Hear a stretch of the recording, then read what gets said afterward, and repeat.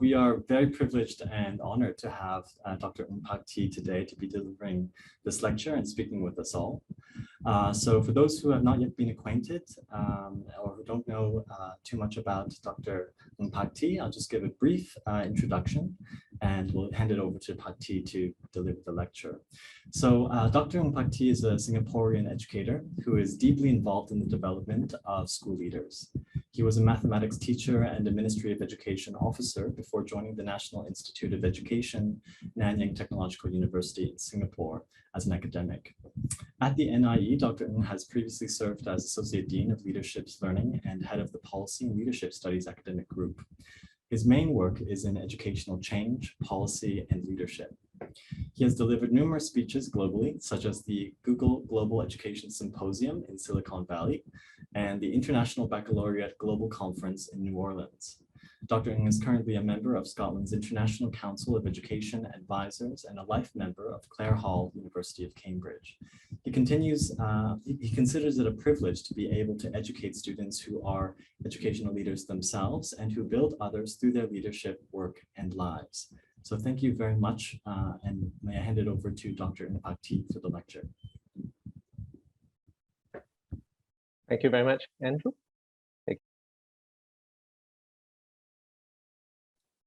So let me now share my screen first.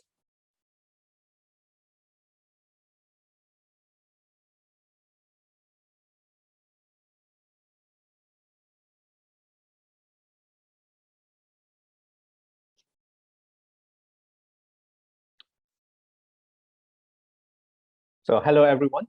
I'm Ng Pak Tee from Singapore. I'm a teacher. I work at the National Institute of Education and I serve my country by developing school leaders. Thank you for having me here. Singapore's education system is generally known for being robust and competitive. So it's often perceived as a stressful system.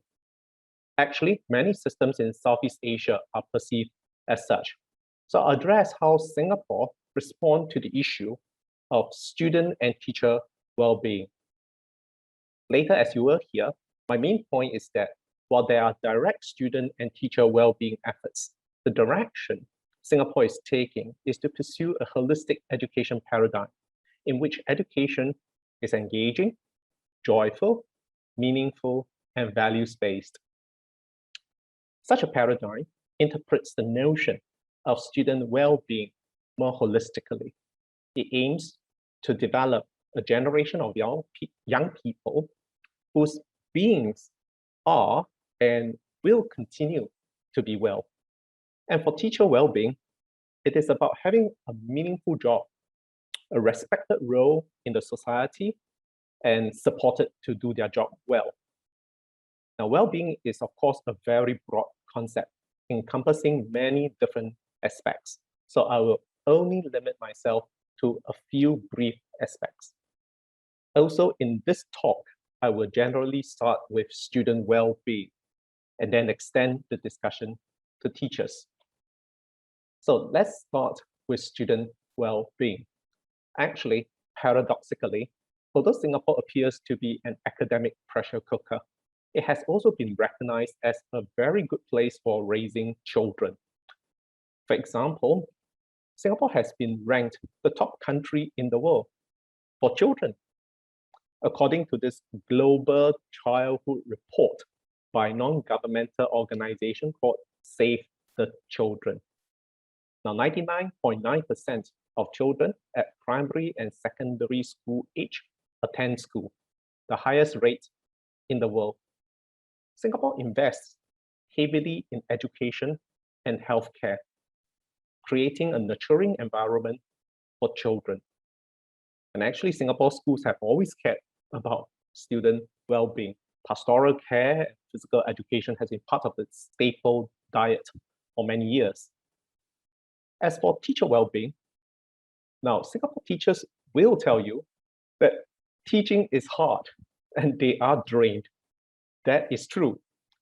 The paradox is that it is also hard to stop these very hard working teachers from working so hard.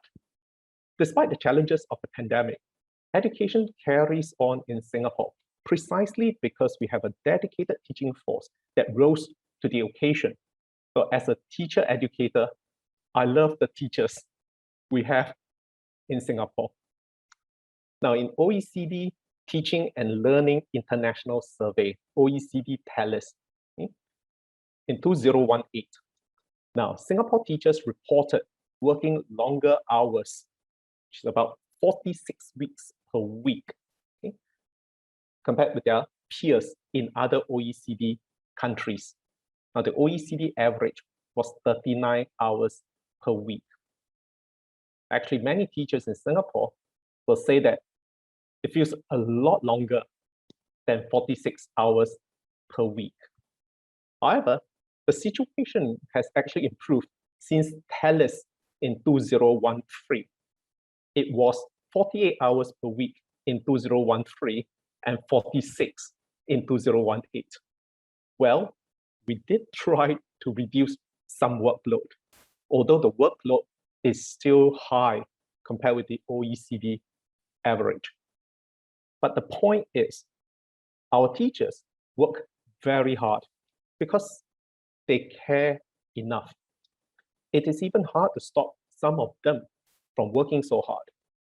Our challenge is to help caring teachers to continue to care in a sustainable manner. And there are various direct student well-being initiatives over the years. So some examples include the introduction of the Holistic Health Framework, a social-emotional learning, outdoor education initiative, cyber wellness framework. Now, in particular, the Holistic Health Framework emphasizes supportive school culture, relevant curricula, and close partnerships with stakeholders to support students' well-being. Of course, during COVID-19, now teachers are even more alert to the well-being of students, not only in keeping them safe, but also providing them pastoral care. Mental health lessons are currently progressively rolled out in primary, secondary, and pre-university schools, okay, over 2022 to 2023. All schools also have dedicated time and space at the start of every term for teachers to check in on their students. Teachers have been provided with pedagogical resources to monitor and support students' well-being. The government has also formed an interagency task force for mental health and well-being because we need a whole of government approach to tackle issues that cut across different ministries. For example, the Ministry of Education, the Ministry of Social and Family Development. This is to support families to better access coordinated mental health services and to partner parents to support their child's mental well-being. Now, teacher well-being. There are various efforts to reduce teachers' workload over the years. Now, those include quite many years ago, okay, the introduction of admin positions such as vice principal administration and school administrator, okay, use of IT for administrative processes, etc. But more recently, the Ministry of Education, MOE, recognizes the exceptional demands caused by COVID-19 and therefore have put in additional effort to promote staff well-being across schools, such as organizing stress management and self-care workshops. As part of a new well-being initiative since September 2021, schools have nominated staff wellness ambassadors to receive training on how to provide basic peer support and encourage their peers to seek help when necessary. So the target is for every school to have at least 2 such ambassadors by the end of 2022, this year. Also, MOE, the Ministry of Education, has given schools greater flexibility to pace the implementation of selected MOE initiatives to help spread out staff workload. MOE encouraged school leaders to prioritize school programs set clear expectations on teachers' availability and work hours, and to encourage supervisors to check in with their staff regularly. Now, MOE is even considering ways for teachers to take sabbaticals to recharge themselves and to pick up new skills. A sabbatical scheme for school leaders has already been established. Now, since mental health is a current concern, so let me say something about it, although I'm no expert in this area. Now, when a student's mental health is severely affected, for example, by family circumstances, this person needs professional help. Depression is not just a feeling, it is an illness. So we are developing a whole system to support schools to address this, especially in a few pertinent issues, such as accessibility, affordability, inclusiveness of these professional services, addressing stigma, fear of being judged as being seen as weak, early detection. For example, how do teachers tell whether certain behaviors that break social norms are signs of mental and emotional problems and not bad behavior? And we also need a set of guidelines so that an attempt to identify a potential mental health problem will not be perceived as an insult by the parents. Therefore, working with parents is important. And actually, well-being is quite a difficult concept to define and to measure because there is an element of subjectivity and there are many factors, both personal and environmental, that's involved. Things that affect well-being do not need to be exam stress or a tragedy. They could even be rather mundane, and it also depends on how one reacts to the situation. Now, let me give you an example. Now, that's many years ago, I was in Hong Kong, and because today I'm speaking virtually, of course, in Hong Kong, so let me relate to you my experiences. So once many years ago, I was in Hong Kong. So I went to the local food court and I wanted to order steamed chicken and rice for lunch. Okay? Now I am bad at Cantonese. As a dialect group, okay, I'm Teochew, Zhao. Okay, so I'm bad at Cantonese. And since I'm in Hong Kong, since I was in Hong Kong, I wanted to just practice a bit, okay? Just practice Cantonese a little bit. So I went to the food court and I wanted to order steamed chicken and rice. So I was at this store and I read the menu, or rather the kind of signboard down there. And yep, there's this steamed chicken rice down there. And the steamed chicken was actually, it was written in this way. It was called white cut chicken. That means it's white chicken, it's white cut, C-U-T, white cut chicken, all right? That's the English way of directly translating it. So in Cantonese, it's actually Pak Tee Gai, if I'm not wrong, okay? Pak Tee Gai, okay? For all I know, I could be mispronouncing it right now, okay? I really don't know, okay? I'm bad at Cantonese. So at any rate, so it's supposed to be white cut chicken. So the only thing was that I went up and I wanted to practice. So as usual, the middle-aged lady was serving down there, asked me what I would like to order. And so I just said, I would like to order Pak Tee Gai. Without realizing that actually what I have ordered was white idiotic chicken. I mean, how was I to know? I mean, Pak Tee Gai and Pak Tee Gai sounds quite the same, right? I mean, to somebody who is really bad at Cantonese, it all sounds quite the same. It's just a little change in intonation. So what I actually said was Pak Tee Gai, and it apparently was white idiotic chicken, or perhaps just idiotic chicken. So I ordered idiotic chicken for lunch. And that lady just didn't know what to do with me. She just stared at me, eyes pop out, jaw dropped, and then just didn't quite know, quite stunned, didn't quite know what to say or do. And I was just looking at her and I was wondering, what's your problem? Just let's get on with it. And she just stared at me, and after a little while, instead of correcting me or she suddenly kind of like just asked everybody, and she said, "Hey, everybody, come here. This gentleman want to order Pak Tee Kai, this gentleman wanted to order Pak Tee Kai." And so suddenly the rest of the stallholders came running, and then they all burst out laughing all around.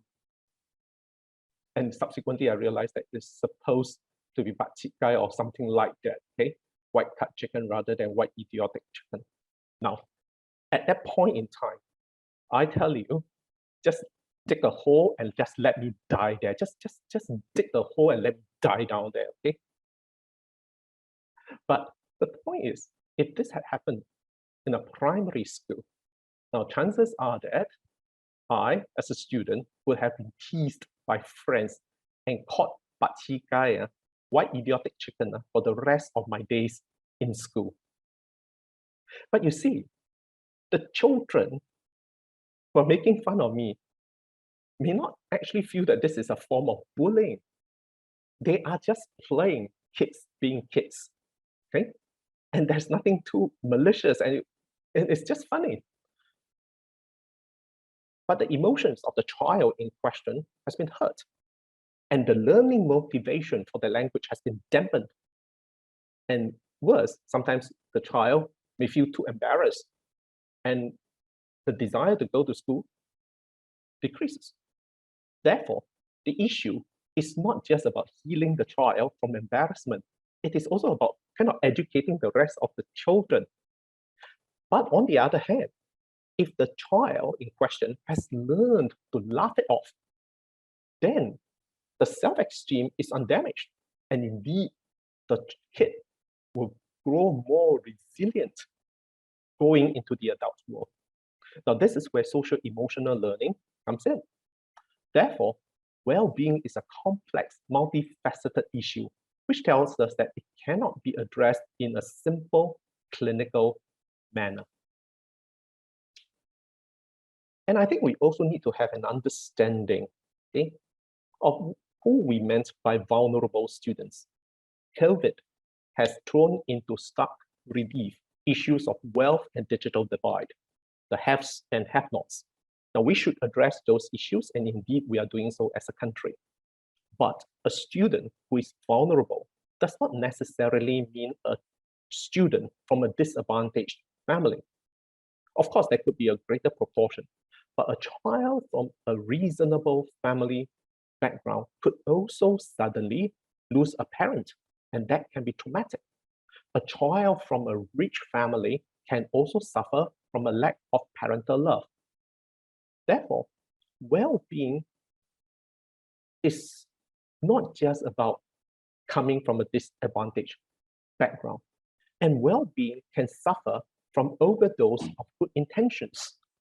For example, a child can suffer from excessive activities that come about from excessive parental expectations, all for the good of the child in the future. So, my point is that well-being is for everyone. It is a holistic concept. Now, anyone can be vulnerable to mental health problems, and indeed any other issue that robs one of well-being. So prevention is better than cure. We need to care for students with mental health problems. We also need to care for students in a general sense so that less will succumb to such problems. Well-being is important with or without a pandemic, with or without a problem. So in Singapore, we do have direct student well-being initiatives, and we support students from disadvantaged families. Now that is right and proper. But my main point is this. Often, when people discuss student well-being, it is mainly about reducing stress, like too much examination stress, or addressing mental health issues. Now that, or rather those are all aspects of well-being. But it makes well-being kind of sound just like yet another initiator. That should not be the case. Because we are talking about education, actually, the bread and butter teaching and learning, in my opinion, has everything to do with well-being. Indeed, teaching and learning is the bread and butter of student well-being. So beyond direct student well-being efforts, holistic education, one that is engaging, meaningful, values-based, in my opinion, is Singapore's approach for wholesome children development. Student well-being is not the result of a direct wellness policy. It is an emerging result of wider systemic changes in education that support meaningful learning and wholesome childhood or adolescence. Indeed, given that children spend so much time in school, one aspect of student well-being is precisely to ensure that students truly benefit from and enjoy their time in school. So the learning process ought to be joyful. Now, when we go to a restaurant for a meal with family or friends, now we would like to enjoy the time, and it's not just about ingesting food. In the same way, while learning is necessary for its utility value, it should be enjoyable as well. Now, if schooling is a torture, the well-being of the student is compromised.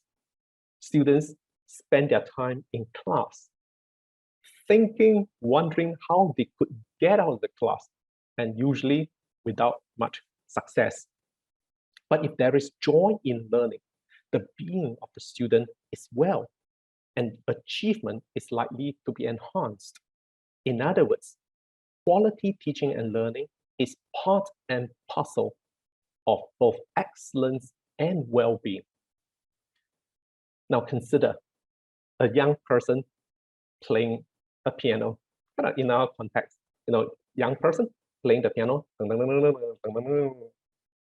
you talk to this young person and you ask, could you play Beethoven? The young person says, yes, I can play Beethoven. Then you ask, but do you love playing Beethoven? No, I hate playing Beethoven. But can you play Beethoven? Of course, even Symphony number 5, I can play it on the piano. I can.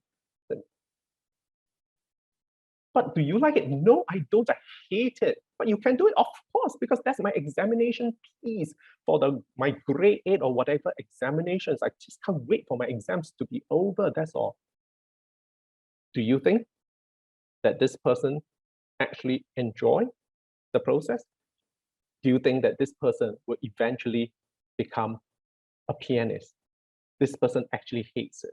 And then you ask, then why are you playing the piano? That's because my parents want me to play. My parents want me to play. Therefore, I'm saying it is more important that we move towards an education paradigm in which young people, they actually learn things and they are motivated in it. This young person may be driven by examinations or parental expectations, and this person will hate the idea of really being a pianist. Therefore, have a quick look at this picture. What do you see? Kind of 5 seconds, take a quick look at this picture.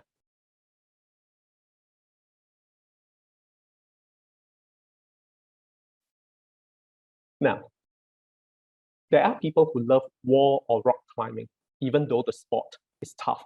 They train very hard, they fail many times before they succeed. When they are climbing, they are tired, they are sweaty, but they're happy. Why? Let me pause for a little while. Why do you think that's the case?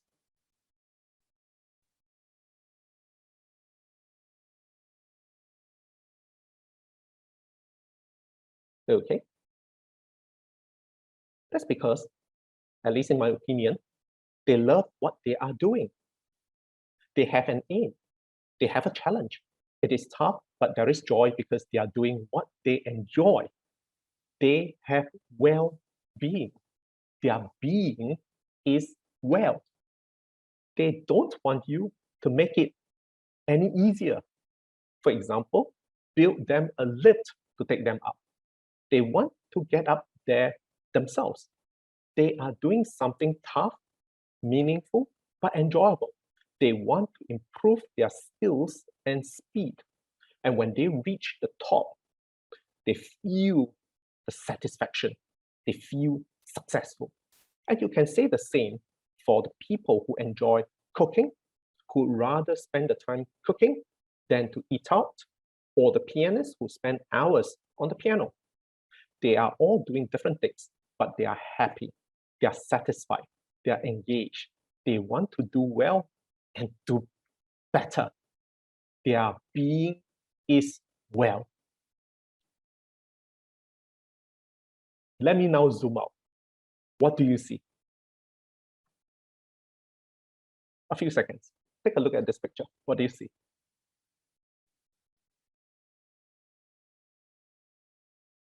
Now, of course, I'm using this picture just as a metaphor. The book represents education. Now, a good education system creates different pathways for children to experience true joy of learning. They are engaged, they work hard, they find meaning and enjoyment. Now, climbing is demanding, but climbers actually enjoy well-being. The same for education. Education is not devoid of hard work, but it has meaning and joy in the process. Therefore, our challenge is to make sure that education is meaningful and joyful. So in a way, this is the confluence of excellence and well-being in Singapore. We are in the process of building different pathways for children with different aptitudes and inclinations to find their success and satisfaction in their own way. The outcomes may not be all equal, but they are all good enough to be a foundation to lead a good life, raise a family, be a contributing citizen. These different pathways also allow children to experience the joy of learning. They are engaged, they find meaning and enjoyment. They work hard, they are motivated to achieve. Each path is demanding, but they find their path in life. Metaphorically, the rock climber, the pianist, the chef, and they work hard on it. This brings excellence and well-being together. Of course, these issues are all more complex than what I have described here, but I hope I've given you a general picture. So, more concretely, what are we doing? To begin, we are shifting from a focus on quantity to a focus on quality. That is, shifting from a narrow focus on test results and paper qualifications to a broader one on quality education that prepares children for life rather than just for examinations. Education has to be a lot more holistic so that children grow up to become wholesome young people with a broad range of thinking and life skills. So in this area, we spend a lot of effort and invest resources into professional development of teachers so that our teaching and learning is meaningful and engaging. Now, there is an idea that you may have heard of that I've spoken about called teach less, learn more. Essentially, the idea is that if you teach less, but teach better, then students will learn more and learn better. And we are helping teachers to therefore reframe their thinking from how do I teach to how do I help students to learn. Also, our holistic education follows a values-driven paradigm. We emphasize a central set of core values: respect, responsibility, integrity, care, resilience, and harmony. And we emphasize social emotional competencies as a foundation for students to manage themselves and relate with others. These are anchors for student well-being. Learning comes alive when students can apply their knowledge and skills in real life. This makes learning meaningful and purposeful. So every school is encouraged and supported to develop an applied learning program. For example, in one school, all students go through enrichment programs regarding media, picking up skills such as journalism, photography, and programming. Now, in another school, students use 3D printing to create pairs of chopsticks with an attached spring. Now, as a way of helping elderly people hold the chopstick to eat. Now, in this way, students put values into action. So through this values in action program, we develop our students to become much more mindful about community needs and to contribute to something bigger than themselves. And we are emphasizing that learning is for life rather than just for tests. Now, part of the effort is to address a culture that focuses on examination grades, and in particular, for the national level, primary school leaving examinations for students at the age of 12. Precise scores were replaced by wider achievement bands so that students do not need to chase after every point. And we are also reducing the number of school-based examinations. For example, we remove tests and examinations for primary 1 and primary 2 students. And we also removed mid-year examinations for some other levels. So these are some of the things that we are doing. While the practices and the outcomes in Singapore are still far from perfect, we still have a very long way to go.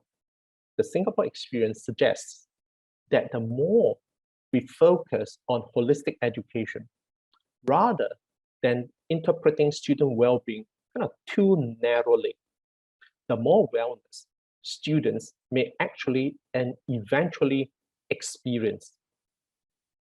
So instead of bubble wrapping students, student well-being may be better addressed in general terms, okay, by creating appropriate learning challenges and providing the necessary support for them to overcome difficulties. Moreover, well-being is a continuous process. It should not be a short-sighted well-being. That is to say, the student is well only at this point in time, or a kind of future well-being.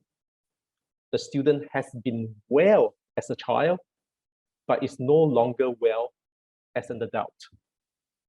So well-being is a continuous process. So the more important question is to maintain continuous well-being from childhood to adulthood, how one could deal with adversities and emerge stronger throughout life. If students are shielded too much from challenges now, they become much more vulnerable in the future. Therefore, instead of interpreting student well-being too narrowly by implementing just wellness programs, Singapore tries to move towards holistic education so that students find school life meaningful and enjoyable. It aims to nurture students with the values and skills to overcome challenges and yet always emotionally anchored during difficult times. It maintains standards and encourages hard work and discipline, as long as this is not excessive. In this way, students are much more likely to enjoy well-being at a higher level and in the longer term. In summary, I think initiatives about student well-being can be good in themselves, But if education itself is much more wholesome, then student well-being follows as a more natural result and in a much more sustainable manner. So once you get the drift regarding student well-being, then we can extend similar thinking to teacher well-being. So teacher well-being is not about having reduced workload, although that will be nice. Teacher well-being is about teaching well, seeing students engaged, and enjoying the process of education. It is about working hard, but finding meaning, fulfillment, respect, encouragement in the process.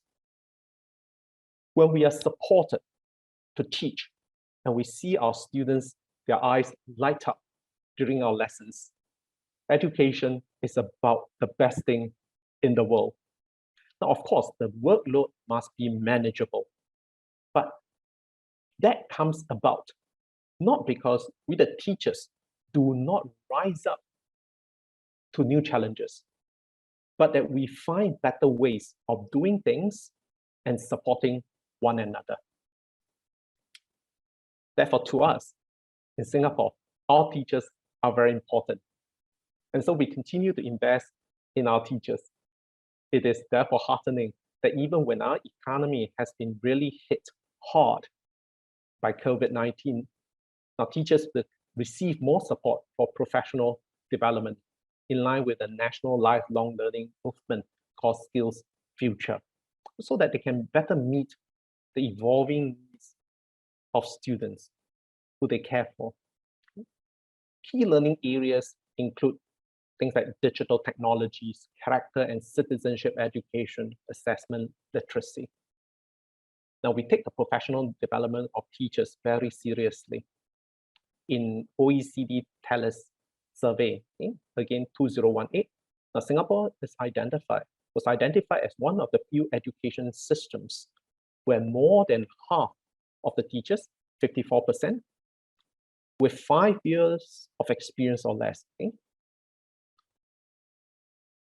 These teachers have an assigned mentor.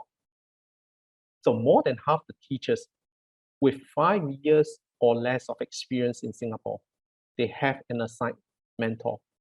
The OECD average is 22%. Ours is 54%. It's just an illustration that in Singapore, we really treat professional development of teachers very seriously. So this has been a philosophical constant in our education system since our independence. In Singapore, education is investment, not expenditure. Now, we do not begrudge education funding so as to leave no child behind. We want to help students to learn and want to help teachers to become better educators. By the way, we can't afford to leave children behind. Our birth rate is about 1.2, so not that many children left.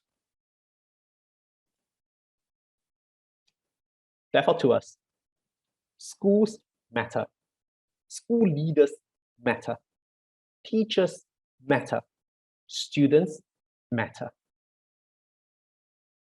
Now, to the audience, especially if you are an educator in the front line of a school. May I speak with you? Now, things may be tough now, and you may not receive a lot of encouragement. Now, some in the audience may even be thinking of throwing in the towel or resigning, maybe. But please take heart. Be of good cheer. Your role is meaningful and important, really. You may not know it, but you may represent the only hope for a certain child, even if it is not appreciated by the child or the world at this moment. Let me relate to you a story. Now, that's again many years ago, many years ago, I met this boy when I was volunteering as a kind of youth counselor of sorts. Yeah, I was a volunteer. Now, he was about, say, secondary 1 in age, and he was not my student, and he's actually also not my counselee. I'm not this person's counselor, but it's just that in the process of being a volunteer counselor, and I interact with some of these young people, okay, then I got in touch with this boy. Now, he was skipping school frequently and going around with some street gangs. Now, these are not real gangs. These are just kids, okay, trying to act tough and act cool. Yeah. So I was just speaking with him and trying to tell him that no, you should not do this, and please go back to school and things like that. And I was telling him that no, your friends are not good to hang around with your friends and things like that. Please go back to school. And every time he tried to say something, I said, yes, I do understand, but and I gave him the usual teacher talk. After a while, he said to me, he said, okay. Then he asked me a question. Just a sec 1, sec 2 boy, that age, he asked me a question. Can I ask you something? I said, yes. So he asked me, okay, you have a degree, right? So I said, yes, I do. Okay. And so now you are a teacher. I said, yes, I am. So you are earning a salary. I said, yes. And is the salary good? So I was thinking, okay, not too bad. Could always be better. Yeah? And he looked at me. And after a while, then he said, okay, all right.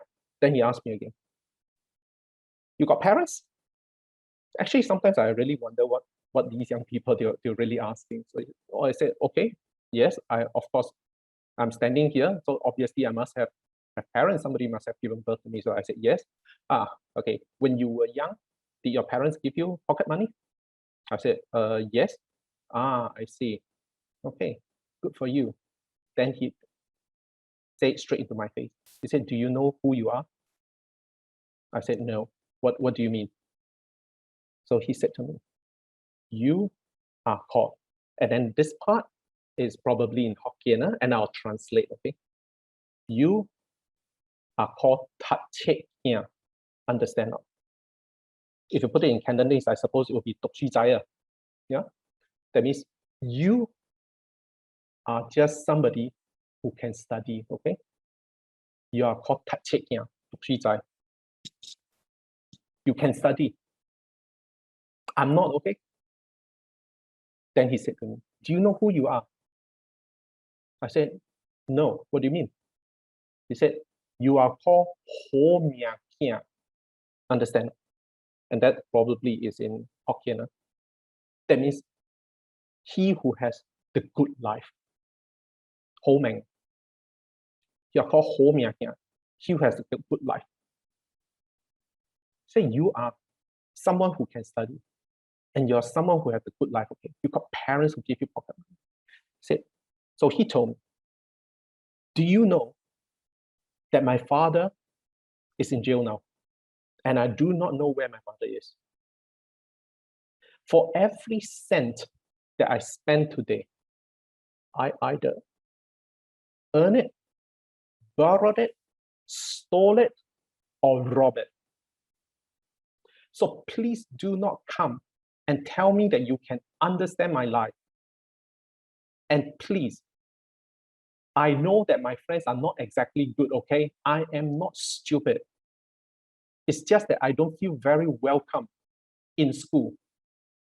Who else can welcome me? So after he has said all this, I felt a little inadequate. Now to teachers in the audience, to those who are working in the front line of schools, there could be such kids in your school. And to that kid, maybe the kid is defiant at this moment. Maybe this kid may not appreciate at this moment, but we may represent the only hope, the only that is thrown, the only lifeline that is thrown to the child.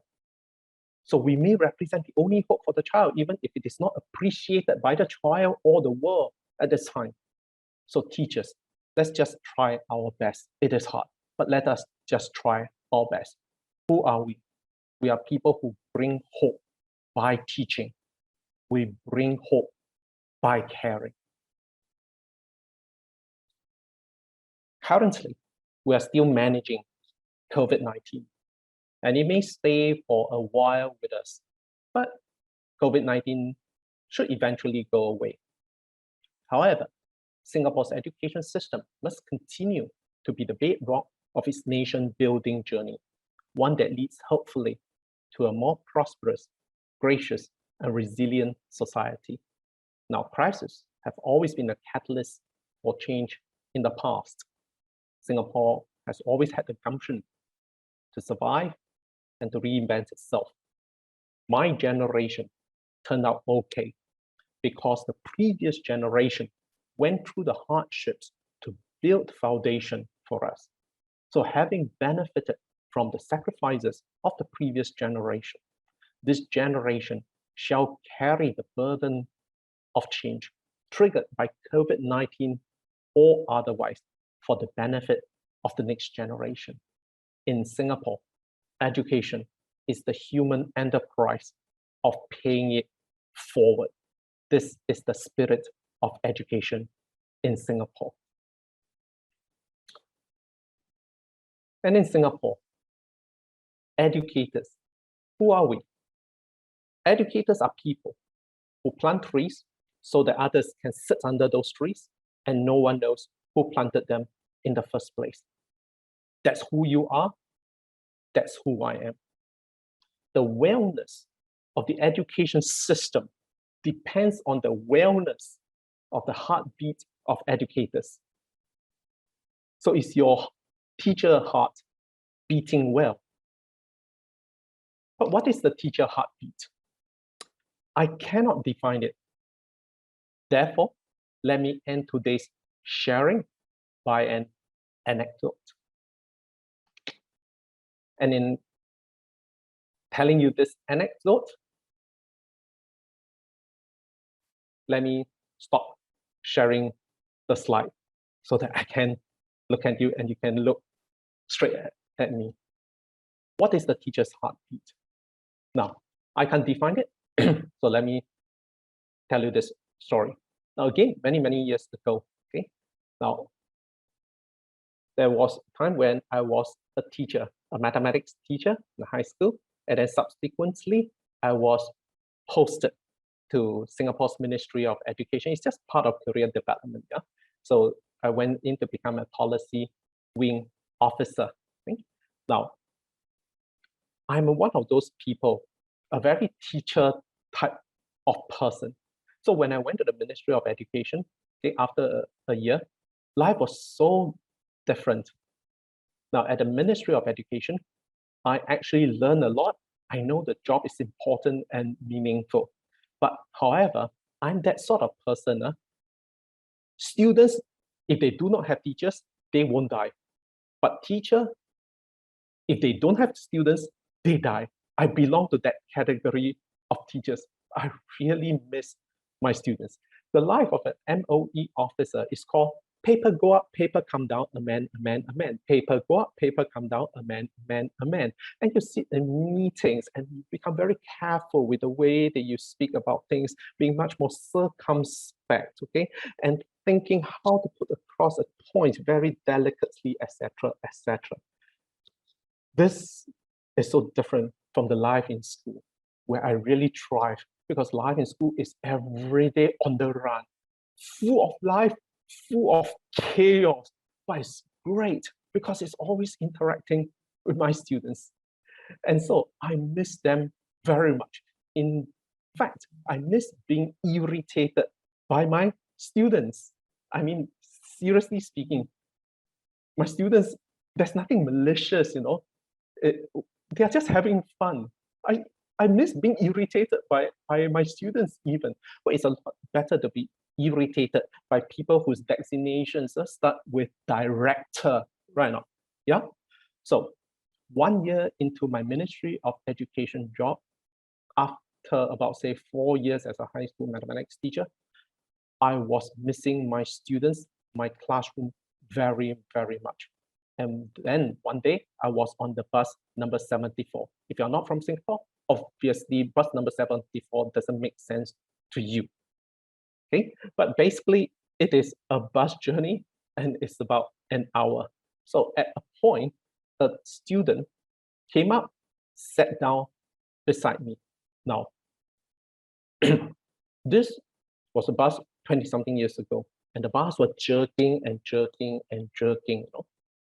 But this is a good student, can still take out tutorial sheet, foolscap paper, pen, and start to do homework. The eyes are about to be damaged, you know, but still doing homework. We all love them, right? Very hardworking student. So this student came, sat down beside me, and started doing homework. Except that he was doing what? He was doing differentiation beside a mathematics teacher and doing it wrongly. Now I know it's called none of my business. In other words, I'm just a busybody. But as a teacher, I just couldn't help it. I have to look at what he was doing. And the more I saw what he was doing, the angrier I became. Now, mathematics has its own beauty and integrity, okay? You cannot differentiate in this way. That's called nonsensical. Okay? So after a little while, I just cannot take it anymore. I just cannot take it. I couldn't take it anymore. And finally, I said to him, hey, it's not like that. He got a shock, you know. His eyes popped up, his jaw dropped. He didn't know where this ninja turtle suddenly popped up from. So I told him, this is not the way. This is not the way to do mathematics, okay? To do differentiation. Now give me your pen, give me your paper, I'll show it to you. Now in Singapore, no one has taught a student how to respond when a stranger in the bus demands for your pen and paper. It's not in the syllabus. You go check it out in your own. It's not there. So he just stared at me, and after a little while, he just said, okay, oh, and he passed me his pen and paper. I took pen, I took paper, and I said, look here, this is how you should do it. And I solved that question. I saw this is concept error, this is the way, this is the way, this is the way. Do you understand? Do you understand? And he said, oh, yeah. And I passed the pen and paper back to him.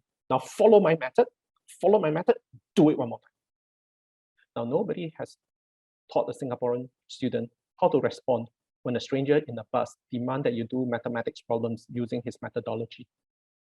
Therefore, he just stared at me for a little while, and then after a little while, he said, oh, okay. And then he started doing. The whole bus journey was to his stop was about, say, 45 minutes or so. Over that 45 minutes, I completed 2 tutorial sheets with him. Now, if you're a maths teacher, you will know that is called power. I completed 2 tutorial sheets with him. When the bus came near to his stop, he panicked, and then he started, hello, my stop. Now you see, can't even call Mr. or Sir or teacher, you know, the usual, hello, my stop. But you see, as a teacher, I can never release my students until my job is done. It's got nothing to do with them, it's everything to do with me. So I told him, not yet, you carry on. And he said, oh, and he carried on. The bus really came to a stop. He panicked. That is really my stop, that's really my stop. So I told him, okay, you may pack up. He looked so relieved. As he was panicking. Luckily, there were a lot of people getting down the bus. As he was panicking and just frantically packing, suddenly it occurred to me. I said, hold on, give me a tutorial. Tonight, when you go home, do this question, do this question, do this question, do this question. I set him homework without knowing whether I'll ever meet him again. What do you call this? This is occupational hazard. As a teacher, I could never release my students until I've set them homework. Then he got up And then he stared at me. I stared back at him. And then finally he said, thank you. The usual Singapore, thank you lah. And then ran down the bus. Subsequently, when I came down from the bus myself at my own stop, I wondered who benefited more from the encounter, teacher or student? Who has more satisfaction, teacher or student? Who was more reluctant to let the other party go, teacher or student? Whose eyes were shinier? Shiny with excitement, shiny with satisfaction. And I knew it was the teacher, because when I came down the bus myself, there was a spring in my step and there was music in my mind. And the music went this way. It went, I feel good, da da da da da da da. I feel good, da da da da da da. So good, ta ta, so good, ta ta. Why? Because the teacher liveth again. Therefore, ladies and gentlemen, teaching is a meaningful job. And as teachers, our well-being is about us getting that satisfaction from seeing our students grow, caring for them, helping them. It's not because I'm good. That's who you are. That's who I am.